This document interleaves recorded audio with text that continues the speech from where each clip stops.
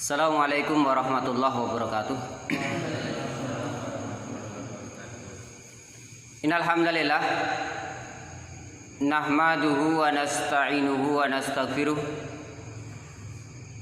wa na'udzu billahi min shururi anfusina wa min sayyiati a'malina. May yahdihillahu fala mudhillalah wa may yudlil fala hadiyalah. Asyhadu an la ilaha illallah wahdahu la syarikalah wa asyhadu anna Muhammadan abduhu wa rasuluhu qalallahu ta'ala ya ayyuhalladzina amanu taqullaha haqqa tuqatih wa la tamutunna illa wa antum muslimun. Jamaah kajian arsadani wa arsadakumullah. Alhamdulillah di kesempatan malam hari ini kembali Allah Subhanahu wa taala masih berkenan berikan limpahan nikmatnya kepada kita, sehingga di kesempatan malam hari ini kita bisa kembali bermuajahah, bermujalasah, tentunya dalam keadaan sehat, kecuali bagi yang enggak sehat. Tidak lupa sholawat serta salam semoga senantiasa dilimpahkan oleh Allah Subhanahu wa taala kepada nabi kita Nabiullah Muhammad sallallahu alaihi wasallam, berikut kepada keluarganya dan para sahabat-sahabatnya, dan juga kepada umatnya yang senantiasa istiqomah dalam meniti manhaj beliau sampai nanti di akhir zaman. Jamaah kajian asrani warahmatullah, di kesempatan malam hari ini saya akan sedikit banyaknya bercerita, cerita tentang kisah nyata, yang harapannya dengan kisah-kisah yang kita sampaikan nanti bisa memberikan satu tambahan wawasan dan memberikan satu motivasi untuk memperbaiki akhlak kita sekalian. Beliau Imam Az-Zahabi di dalam kitab Al-Kabair. Kitab Al-Kabair itu adalah kitab yang membahas tentang 70 dosa-dosa besar. Beliau Imam Az-Zahabi dalam kitab Al-Kabair, dan juga beliau Ibnu Hajar di dalam kitab Az-Zawajir, beliau menyebutkan suatu kisah bahwa ketika itu ada seorang laki-laki yang buntung tangannya ini buntung hingga sampai ke pangkal lengan. Pangkal lengan ini berarti sampai sini, sampai pangkal lengan. Jadi ada seorang laki-laki yang buntung tangannya hingga pangkal lengannya. Dia berkata, barang siapa yang melihat keadaan saya, maka janganlah sekali-kali berlaku zalim kepada siapapun. Nah, kemudian ketika itu ada orang yang ada orang yang bertanya kepada dia, apa yang terjadi atas kamu? Nek bahasa saya, ngopo kok tanganmu buntung ki ngopo? Nah, gitu ya. Lalu kemudian si laki-laki tadi bercerita, mengisahkan, kisahku sangat menyedihkan. Dahulu aku itu seorang yang suka berbuat zalim kepada orang lain. Suatu hari ketika itu aku melihat ada seorang nelayan yang mendapatkan ikan yang cukup besar, yang membuat saya itu tergiur. Kemudian aku pun mendekati dan berkata kepada si nelayan tadi, berikanlah ikan itu kepadaku. Dia mengatakan, si nelayan tadi mengatakan tidak akan saya berikan. Karena ikan ini akan saya jual dan hasilnya akan aku gunakan untuk membeli makan bagi keluarga saya.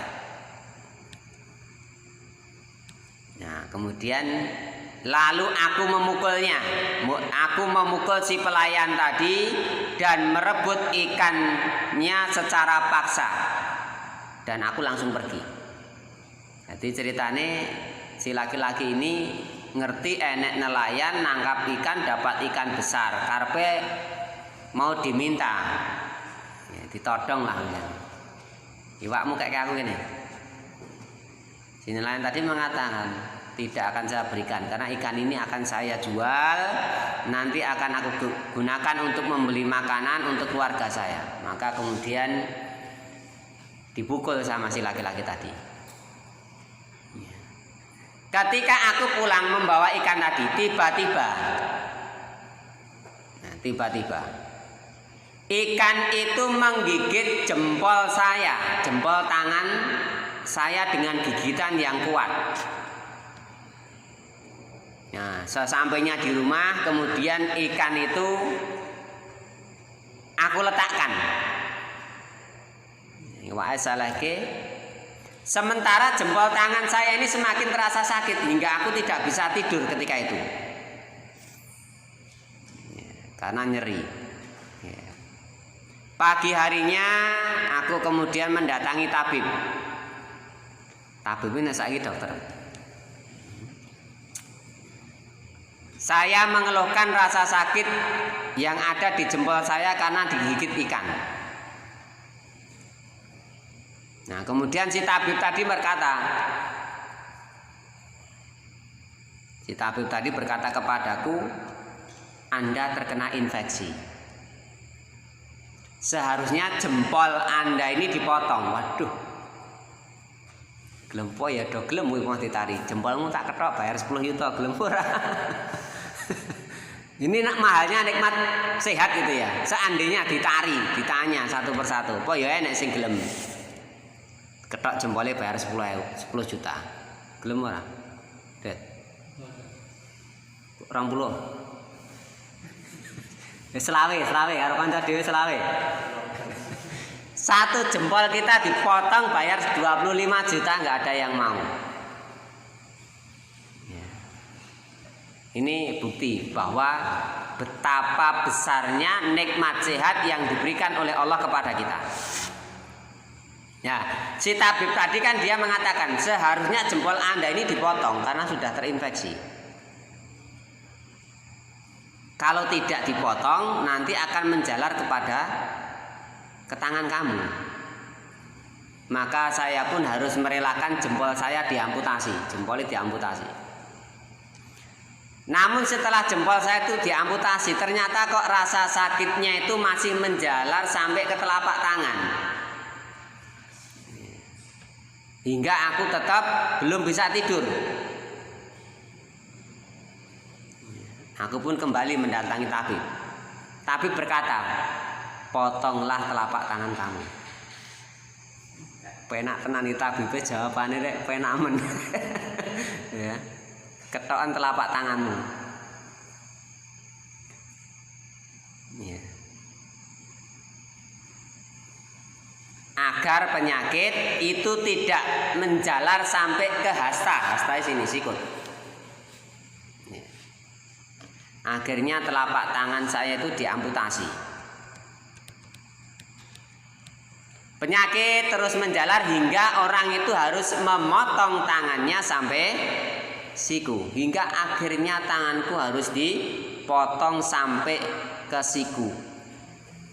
Lalu masih dipotong lagi sampai ke pangkal lengan, entek teko kene potong. Hingga kemudian ada seseorang yang menyarankan kepada saya agar meminta maaf kepada orang yang pernah saya zalimi. Akhirnya Allah berkehendak mempertemukan saya dengan orang yang pernah saya zalimi tadi.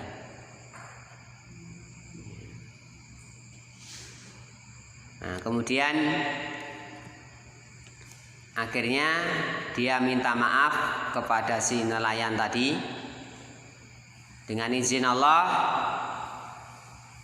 penyakitnya, rasa sakitnya tadi sudah tidak lagi menjalar. Itu salah satu contoh balasan bagi orang yang berlaku zalim kepada orang lain. Ini kisah yang pertama. Banyak kisah memang malam hari ini. Kisah lagi diceritakan oleh Sayyid Husain Al-Afani yang beliau menulis kitab Al-Jaza min Jinsil Amal. Ya. Yaitu balasan setimpal dengan perbuatan. Kitab ini membahas terkait dengan balasan itu seimbang, sejalan dengan perbuatan. Nah, beliau menceritakan satu kisah di dalam kitab Al-Jaza min Jinsil Amal. Ketika itu ada seorang laki-laki yang memiliki orang tua yang sudah lanjut usia. Ini nyambung materi yang kita sampaikan pertemuan yang lalu. Ada seorang laki-laki yang memiliki orang tua yang sudah lanjut usia. Dia sudah merasa lelah untuk melayani dan menuruti kemauan ayahnya. Hingga pada suatu ketika si laki-laki itu membawa ayahnya tadi, orang tuanya tadi ke atas perbukitan. Sesampainya di tempat yang dituju, kemudian dia turunkan ayahnya dari kendaraannya. Turunkan orang tuanya. Nah, kemudian orang tuanya tadi bertanya dengan satu keheranan, ngopo iki aku dijak nang dhuwur gunung iki ngopo iki? Kemudian dia bertanya kepada anaknya, "Le, nek basa Jawa niku ya. Aku mbok jak nyang perbukitan kuwi arep mbok kapake." Nek cara Jawane, "Apa yang hendak engkau lakukan terhadapku wahai anakku?"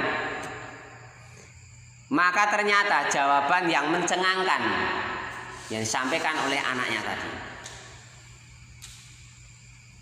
"Aku ingin menyembelih ayah." Coba. Nek cara Jawane basa kasare, jenengan niku kula jak mriki. Tujuane kula niku ajeng mbleh jenengan, Pak.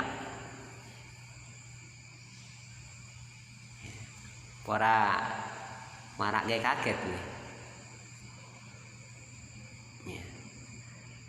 Nah, kemudian ayahnya berkata kepada anaknya, "Jika kamu bersikeras nak untuk menyembelih aku,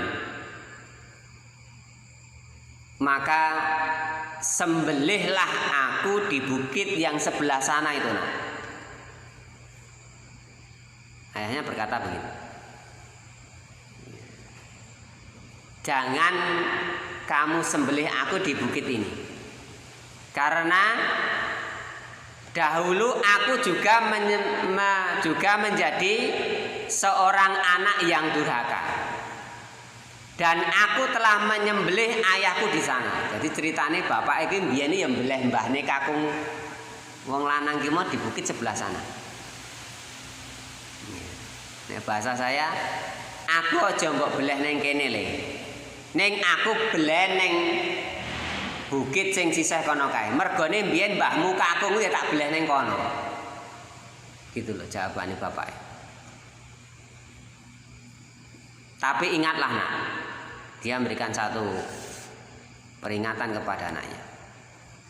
Kelak kamu juga akan mengalami hal yang serupa wahai anakku.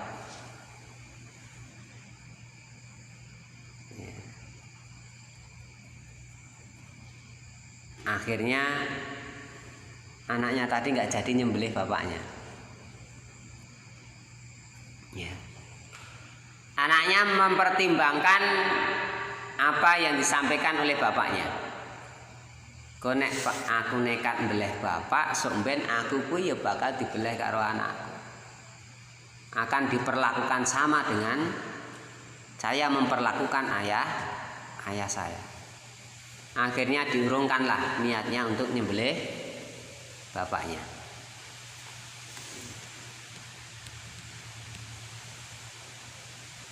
Dari kisah ini kita bisa mengambil satu kesimpulan bahwa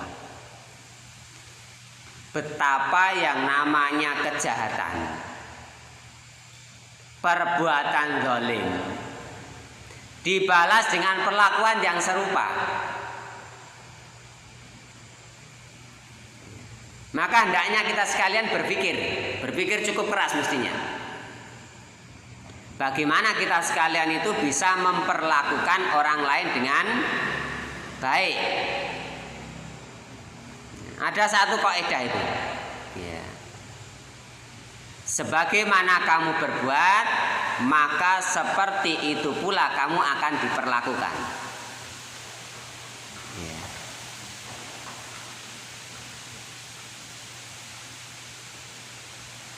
Ini pernah saya rasakan. Ya. Ketika itu, terus terang ketika itu saya dalam kondisi marah ketika itu. Ketika itu saya dalam kondisi marah. Marah sama anak saya. Sampai anak saya itu tak jewer kupingnya gitu. Tak jewer gitu. Selang berapa waktu? Anak saya itu masih kecil ketika itu.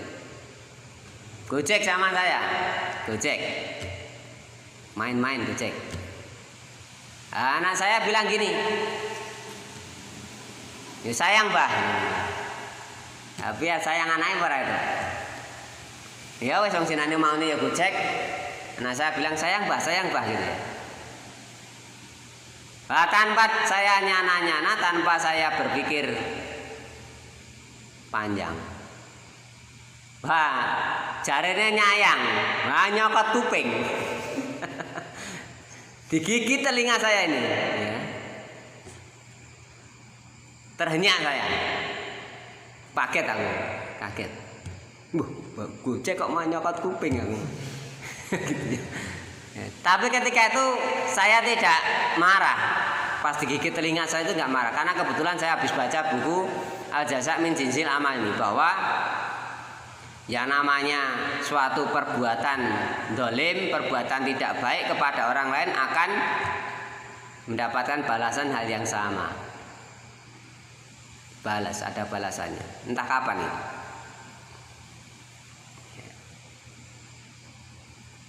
Saya ketika itu ingat, oh, bisa jadi ini balasan dari perbuatan zalim yang saya lakukan kepada anak saya beberapa waktu yang lalu.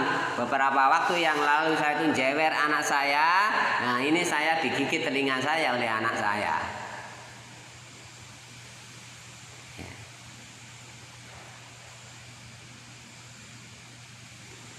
Jadi kisah si anak yang mau nyembelih bapaknya tadi bisa menjadi satu renungan bagi kita sekalian.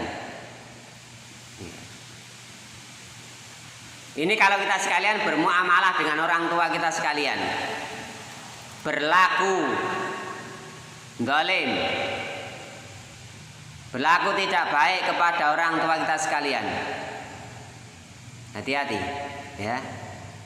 Bisa jadi nantinya kita akan diperlakukan hal yang sama. Barusan ada yang curhat sama saya tadi siang. Ya, kebetulan dia punya anak angkat kena kasus pencurian, nyolong. Kemudian punya anak perempuan, dia anaknya agak susah diatur. Ya.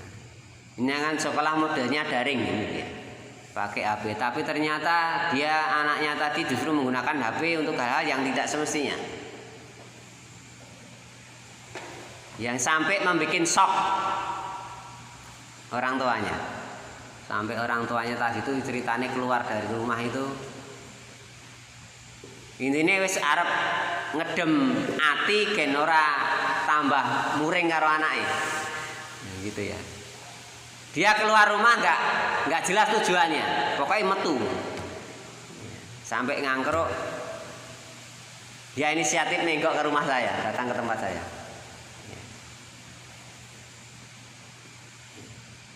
Kemudian curhat, menceritakan hal itu.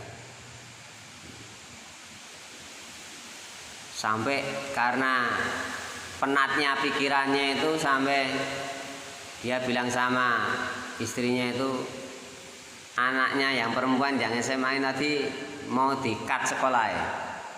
Padahal karek setengah semester lulus sih, kelas 3 kok.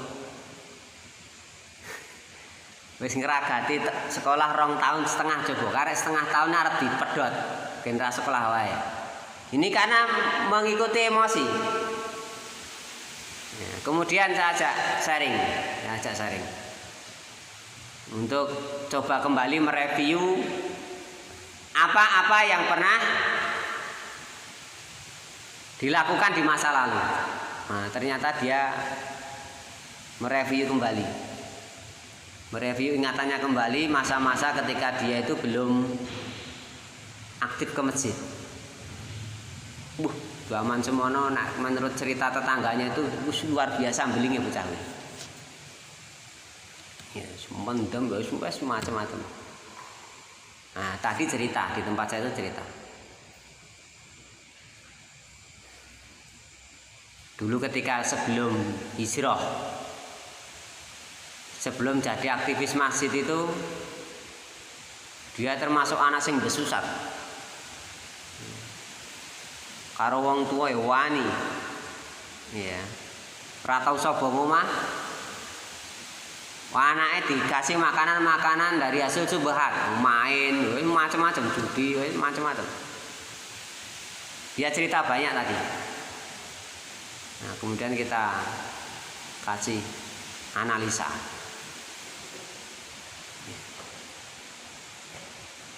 Ya, bisa jadi Anda punya masalah seperti ini, jenengan punya masalah seperti ini, anak jenengan itu sampai berbuat seperti ini. Bisa jadi ini buah dari apa yang jenengan lakukan pada waktu-waktu yang lalu sebelum hijrah.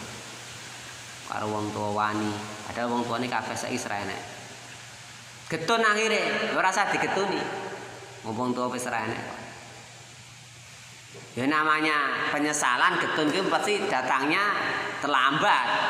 Ora enek getun di depannya ora enek getun itu mesti sudah berlalu lah getun gitu ya. Wis rasa digetuni, tapi ini jenengan jadikan sarana untuk melunakkan hati. Cobalah berpikir zaman semono ke zaman seusia anake jenengan niku jenengan ya seperti itu ternyata. Nah, saiki wajar nek anak jenengan ya turun ngono ki ya jenengan jangan terlalu banyak menyalahkan anak. Nah, kebanyakan orang tua itu tetap pengennya menang sendiri kok. Oh ya nek menang-menangan ya tetap menang wong tua, anak tetap kalah. Posisi tetap kalah. Analisa pertama itu disebabkan karena kemaksiatan muamalah jenengan dengan orang tua jenengan yang mungkin dulu kurang baik sehingga sekarang dibalas oleh anaknya jenengan dengan perlakuan yang tidak baik pula. Meskipun mungkin balasannya tidak mesti sama, tidak mesti mirip gitu ya balasannya. Yang kedua, bisa jadi muamalah jenengan dengan Allah itu ada yang cacat, ada yang kurang.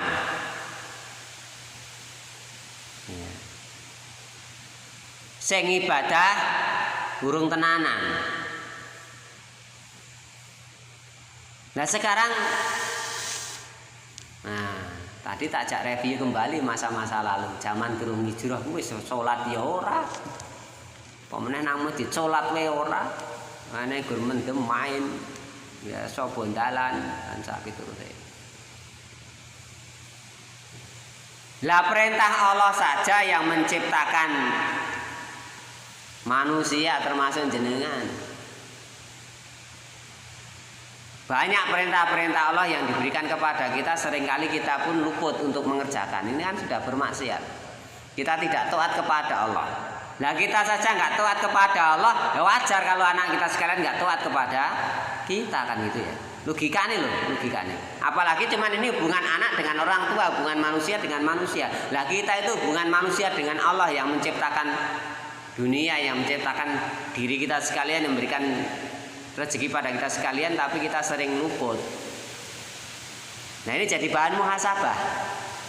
Jangan tertuju tersentral pada kelakuan anak sehingga 100% menyalahkan kelakuan anak. Jangan. Nah solusinya gimana Pak? Solusinya kalau saya yang pertama ya banyak istighfar atas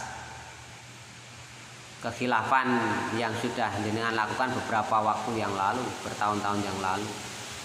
Perbaiki muamalah dengan Allah. Pulang neiso simpen rasa jengkel, rasa marah kepada anak. Coba anaknya jenengan jangan metu, jak jajan, jak repressing lah, nyanti nang janti apa nyang selo apa nyanti gitu ya. Dan di sana nanti tidak perlu membicarakan permasalahan yang baru saja terjadi. Karena saya yakin anak itu ketika habis ada masalah kok kemudian dijak keluar sama orang tuanya, wis pikirannya wis toto sih, iki paling gara-gara dinek-unek kayak gini. Paling bapak ya arep muring-muring paling ning kono itu. Tapi buatlah kejutan kepada si anak. Ternyata di sana tidak membahas permasalahan yang baru saja terjadi. Dijak sharing bagaimana keinginan orang tua kepada anaknya seperti ini. Sampaikan semuanya kepada anak. Terus nanti balik anak tadi coba kita ajak bicara dengan baik. Harapan anak itu seperti apa? Ya. Jadi sekali lagi kisah ini menjadi satu renungan bagi kita sekalian. Ya, kalau kita itu berbuat tidak baik kepada orang lain, kita pun nantinya akan diperlakukan tidak baik oleh orang lain, tidak mesti orang yang sama. Kisah yang ketiga, ini cerita tok enak gitu. Ya, semoga bisa memberikan satu motivasi. Kisah yang ketiga ini diangkat oleh At-Tanuhi di dalam bukunya yang berjudul Al-Faraj Ba'da Asyidah. Beliau mengisahkan dalam bukunya itu ada seorang menteri di Baghdad. Baghdad itu mana? Irak ya, di kota Irak. Ada seorang menteri di Baghdad yang telah merampas dengan paksa harta kekayaan seorang wanita tua. Semua harta milik si wanita itu dijarah, diambil secara paksa. Nah, kemudian si wanita tua itu kan datang menuntut haknya di hadapan sang menteri sambil menangis. Nah, ternyata si menteri tadi tidak bergeming, nggak mau ambil pusing, nggak mau ambil peduli.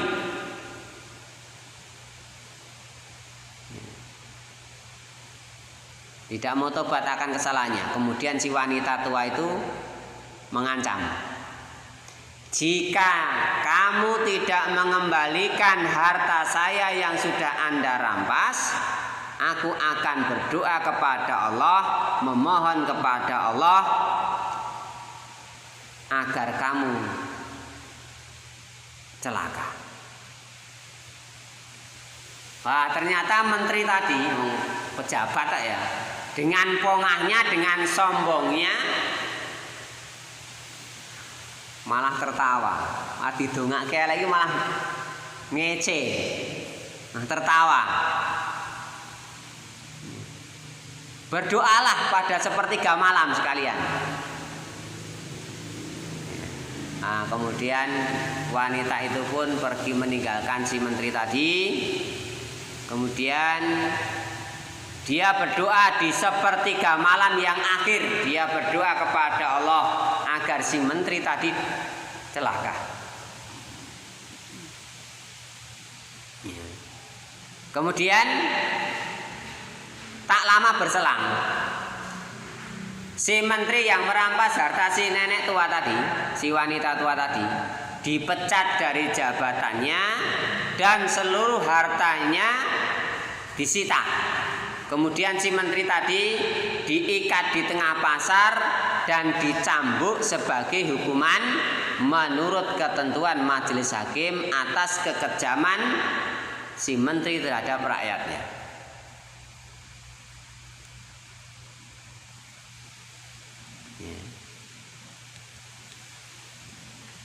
Jamaah kajian asrani warahmatullah.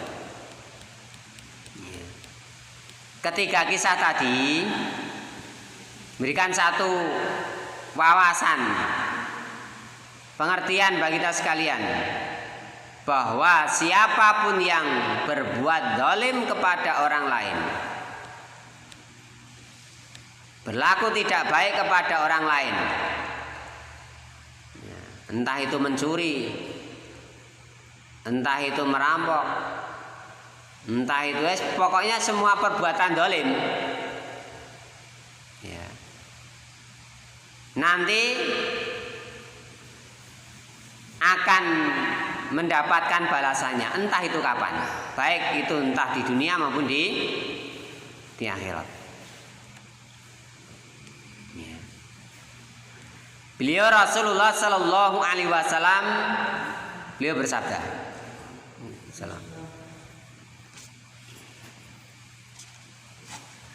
wattaqi da'watal matlumi.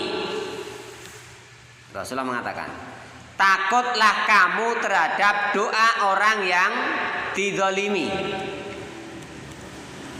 Ya. Fa innahu laisa bainahu wa bainallahi hijabun. Ya. Karena tidak ada penghalang antara dia dengan Allah. Ya. Jadi ketika kita itu berbuat zalim kepada orang lain, berbuat tidak baik kepada orang lain, kalau sampai orang lain tadi tidak terima dan dia berdoa kepada Allah atas kezaliman yang kita lakukan, hati-hati. Rasulullah memberikan satu peringatan. Doa orang yang didolimi kepada Allah tidak ada penghalang, tidak ada sekat, tidak ada satir, sehingga doanya itu makbul. Hadis riwayat Imam Bukhari. Ya. Jadi kalau saya bahasakan begini, kalau orang itu berlaku zalim kepada orang lain, mbuh menipu, mbuh njupuk barangi tangga kanthi cara sing haram, mbuh menyakiti temannya dengan lesannya ataupun perbuatan, atau merusak kehormatan, atau mungkin mencelakai orang lain. Itu pada hakikatnya dia itu sedang menggali lubang untuk kuburannya sendiri. Man hafara kufrotan li akhihi waqa'a fiha. Dan barang siapa yang menggali lubang untuk saudaranya, ia sendiri akan terperosok ke dalamnya. Kowe nek tumindak pokil, kowe nek pokil karo kancamu, ya kamu pun nanti akan dipukuli oleh orang lain, meskipun pelakunya tidak sama. Ya. Nah, banyak kasus ya, kisah dan realita yang menimpa orang zalim di dunia seringkali tidak membuat mata orang yang berbuat zalim itu terbuka. Wong wis kulino, tumindak ra becik karo wong liya wis kulino, tapi itu tidak menjadikan matanya itu terbuka. Mungkin karena dia merasa tidak senasib, nasibnya podo. Meskipun dia itu sudah berlaku aniaya, meskipun dia itu sudah berbuat dolim, nyatane ora enek balasane.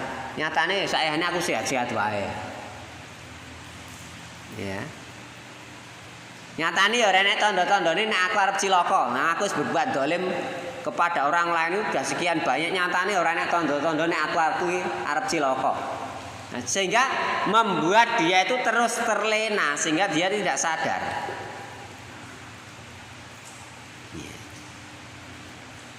Ya jika orang tadi yang berlaku dolim itu belum merasakan balasan yang setimpal, ini bukan berarti Allah itu lupa. Allah nggak lupa.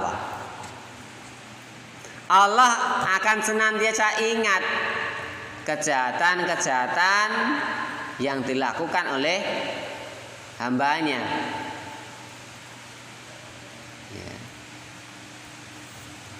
Ya maka jangan sedani wasallam. Allah memberikan satu peringatan dalam Quran surat Ibrahim ayat yang ke-42 itu ya. Wala tasabanallaha ghafilan amma ya'malu zalimun. Dan janganlah sekali-kali kamu mengira bahwa Allah itu lalai dari apa yang diperbuat oleh orang-orang yang zalim. Allah nggak akan lupa ini, Allah sudah mengatakan.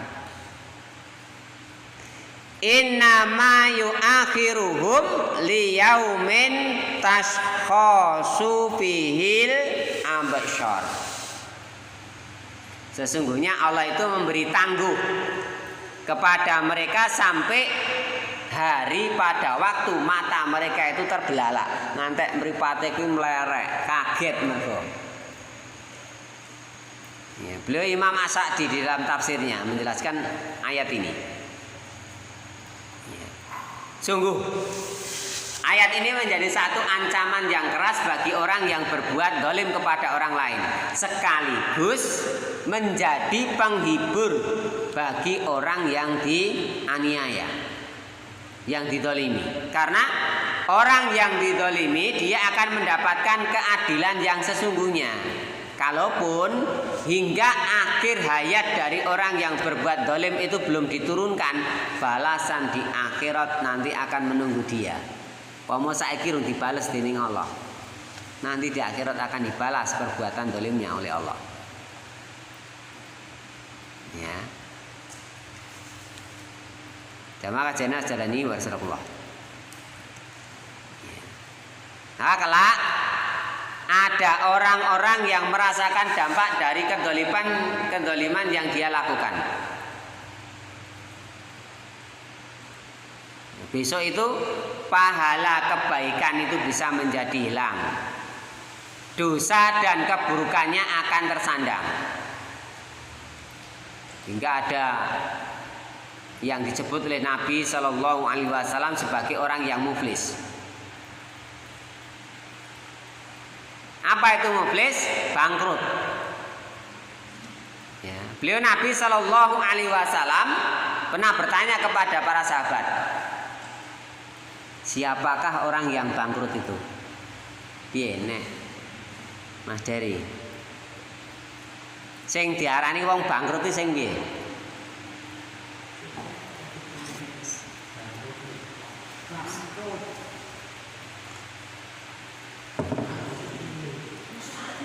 Siapa orang yang bangkrut? Nah, rata-rata para sahabat ketika itu menjawab, orang yang bangkrut itu orang yang tidak memiliki dirham, wong sing ra ndedit, nggak punya kekayaan, wong sing bangkrut. Mungkin nek bahasa kita, wong sing bangkrut ki wong sing usaha atau dadi bangkrut. Nah, kemudian beliau Nabi Shallallahu Alaihi Wasallam beliau mengatakan, sesungguhnya orang yang bangkrut itu, orang yang bangkrut di kalangan umatku itu adalah orang yang datang pada hari kiamat kelak dengan membawa pahala sholatnya. Dee yo sholat dengan membawa pahala puasanya. Dee yo poso. dengan membawa pahala zakatnya. Wayah zakat dia juga zakat. Namun dia masih suka mencela si fulan. Mencela ngelek-elek kancane, mencela temannya, mencela orang lain. Dia masih suka menuduh orang lain. Dia masih suka menjarah harta orang lain, mengambil barang milik orang lain. Dia masih suka menumpahkan darah orang lain. Dia masih suka memukul orang lain. Rasulullah mengatakan, maka kebaikannya akan dibagikan untuk ini, untuk itu, hingga kebaikannya itu habis. Gampang ini. Saya pernah berbuat dolim misalnya, karo Mas Supri, karo Mas Dedi, karo Mas Dery dan sebagainya misalnya. Karena saking banyaknya perbuatan dolim yang pernah saya lakukan kepada yang teman-teman yang lain. Dan sampai akhirat nanti kebaikan yang pernah saya lakukan, mbok kuwi salatku, mbok kuwi posoku, mbok kuwi sedekahku, mbok kuwi zakatku, semua amal kebaikanku akan dibagi oleh Allah untuk dikasihkan kepada orang yang pernah saya dolimi tadi. Kayak kene, kayak kene, kayak kono, dum-dum ke kebaikan saya. Kok masih kurang, kata Rasulullah. Nabi SAW mengatakan, kok ternyata itu belum cukup untuk membalas kedoliman yang pernah dilakukan, maka keburukan orang yang didolimi akan diambil dan ditimpakan kepadanya. Nyambung yang tak sampaikan tadi contoh. Maka kemudian kalau ternyata amal kebaikan saya itu nggak cukup untuk menebus kedoliman yang tak lakukan kepada Mas Supri, Mas Dery dan Mas Dedi dan sebagainya tadi, maka nanti keburukannya Mas Supri, keburukannya Mas Dery, Mas Dedi dan semuanya akan ditimpakan kepada saya. Ini resikonya kalau kita itu berbuat tidak baik kepada orang lain seperti itu. Lalu dia dilemparkan ke neraka. Hadis riwayat Muslim. Wi nek bahasa saya wi wong sing cilaka ngentek ngono kuwi. Cilaka ngentek. Cilaka wi wong ini berbuat dolim kepada orang lain itu ya cilaka ngentek. Kenapa? Kita akan dibalas dengan perbuatan yang serupa di dunia, akan didolimi oleh orang lain juga. Yang kedua, nanti di akhirat masih ada adab lagi, ditambah kita akan menjadi orang yang bangkrut. Meskipun sholatnya ya mempeng nang masjid, posone ya mempeng nang masjid, ngajine ya sregep seminggu ping 4 ping 5, sedekah ya mempeng, sholat qiyamul lail ya mempeng, subuh ra tau nang masjid. Wow, subuh ra nang masjid berarti ra apik ya. Subuh nyang masjid. Ya nama kebaikan semuanya. Semuanya tadi akan dikurangi untuk menebus kesalahan-kesalahan perbuatan dolim yang pernah dilakukan kepada orang tadi. Ora cukup. Kalau nggak cukup, keburukan orang yang pernah didolimi itu akan diberikan kepada orang yang pernah berbuat dolim. Mau pernah serati lokong entek. Maka semoga dengan kisah ini tadi bisa menjadikan satu pelajaran bagi kita sekalian. Jangan sampai kita sekalian itu berlaku dolim, berlaku tidak baik kepada orang lain, lebih-lebih kepada orang tua kita sekalian. Ngelingono sok ben awak dhewe iki ya bakale tuwa. Saiki durung rabi.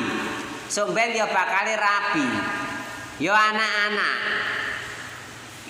Ya, kalau kita saat ini berlaku dolim kepada orang tua kita sekalian, wani karo wong tua, kandhani wong tua banggel, cukuki duwite wong tua,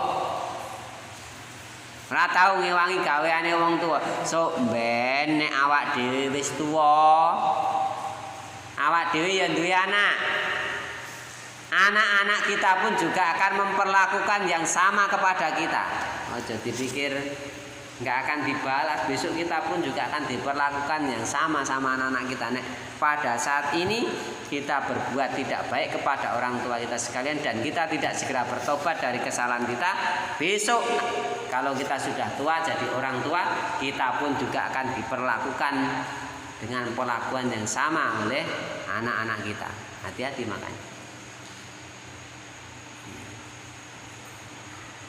Termasuk mungkin pas gojek-gojek karo kancane, itu jangan sampai berlaku dolim.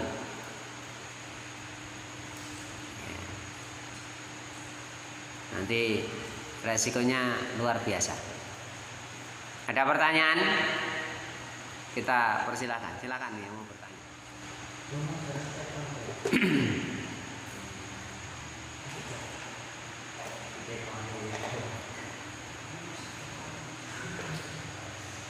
Teko ora Mas. Ora, kowe teko ora kok. Ora ya wis ngono ae. Ora teko ya wis kan ngono. Ya. Nek ora tekon, tak tekoni. Pilih teko apa ditekoni kan ngono.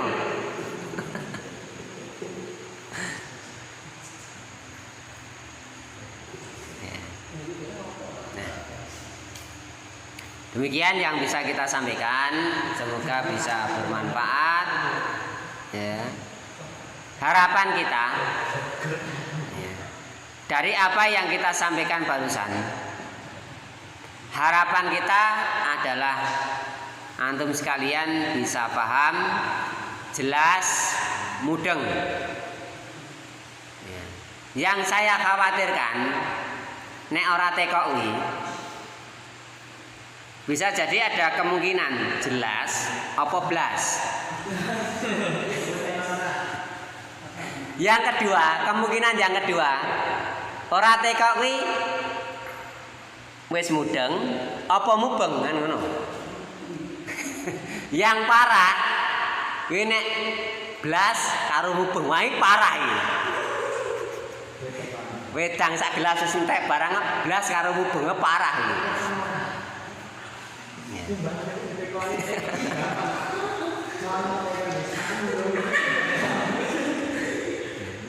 Ya, intermezzo saja ya. Jadi ini yang bisa kita sampaikan. Intinya nanti kita sekalian marilah coba untuk hati-hati dalam berbuat, hati-hati dalam berucap. Jangan sampai kita itu berbuat zalim kepada orang lain. Kalau sampai kita berbuat zalim kepada orang lain, kita akan diperlakukan dengan hal yang sama oleh orang lain, dan nanti kebaikan-kebaikan kita akan dikurangi untuk menebus perbuatan zalim yang pernah kita sekalian lakukan. Demikian kita akhiri dengan doa kafaratul majelis. Subhanakallah wa bihamdika asyhadu an la ilaha illa anta astaghfiruka wa atubu ilaik. Assalamualaikum warahmatullahi wabarakatuh. Waalaikumsalam.